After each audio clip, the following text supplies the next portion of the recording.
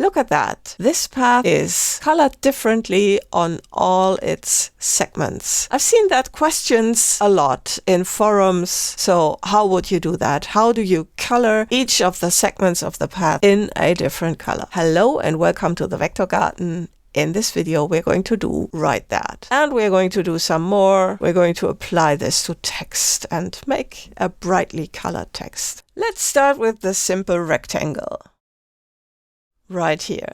And these are all effects. So I'm going to open the appearance panel right away so we can take a look at it. What we want to have is this applied to a closed path for flexibility reasons. So this must be an effect. And also it's not a native effect. It comes from a plugin. So we have to use plugins for this one. I'm going to make the stroke thicker. And also we're going to use a different color, which is very bright. And the effect is from Astute Graphics, from the Astute Graphics utilities, split path to segments. You can split it at corner or at smooth points or both. So I'm just going to leave it. And when I deactivate it, then you see, obviously it has happened. So this is now split up, but the colors are still the same. So in order to get that, we need just another effect, also from Astute Graphics.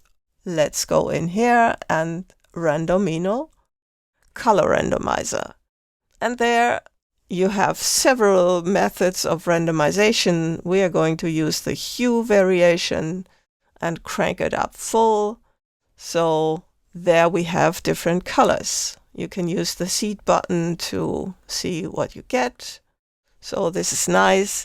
You cannot apply colors from the swatches. That's not possible, but you can just make it completely random. I'm going to OK. Now you see it has been applied here in the appearance panel.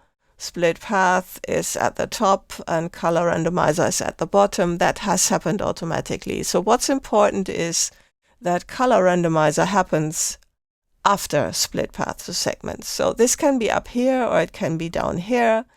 If it's down there, then things do not work. So it has to be here. And in order to make this look more pretty, we can go into the stroke and set this to the rounded cap so that we do not see those ugly corners. Let's do the next one. I'm going to use the text. So let's start with some text. I'm going to leave it with this font and just make it larger. And now we're not going to use the default fill or stroke, but I'm going to apply none to both. And we're going to apply a stroke in the appearance panel to the text object like this. I'm going to make it thicker. And also we're going to set it to bright color. So now this needs to be split. Let's go to Effect, AG Utilities, and then let's split path to segments. Again, I'm going to leave those both. And you see it has happened here. I'm going to move it out of here. Let's move it down here. And now let's do the next thing. So let's go to the color randomizer.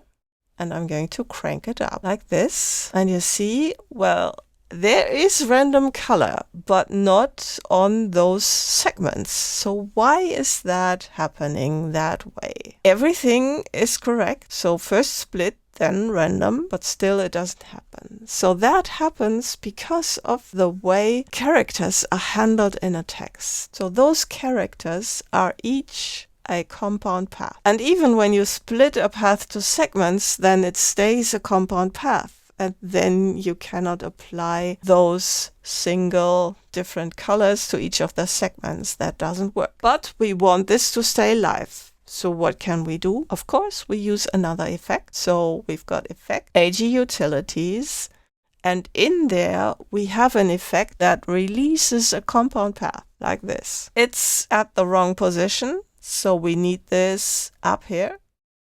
Or we can also have it here. That doesn't matter, but it needs to be before the color randomizer, and then you see this works. But still, it's editable text. We could change the font and whatnot. Okay, let's go into the stroke here and set this to rounded so it looks prettier. And now what we can do to get this second stroke going to duplicate this, and then we are going to select that one and go to Effect, Path, Offset Path, and there you see we can offset that path, maybe like this, and then go into the character panel, and I'm going to have more tracking here so that those letters have a greater distance, so we see all of that. You could also go in here and take the touch type tool and move these around and rotate, and you see this works. So we have maybe a circus lettering that we can use for a poster. So that's how you do this using Astute Graphics effects.